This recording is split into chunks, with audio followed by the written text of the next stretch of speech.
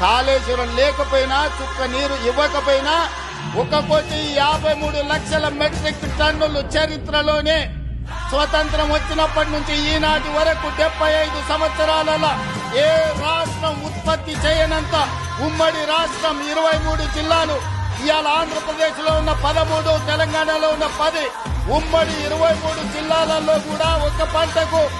1,53,00,000 metric టన్నుల వడ్లు ఎన్నడు పండలే. మరి ఇవాళ తెలంగాణ రాష్ట్రంలో ప్రజాపాలనలో మన ప్రభుత్వంలో ఒక పంటకు 66 లక్షల ఎకరాలలో 1,53,00,000 మెట్రిక్ టన్నుల వడ్లు పండించి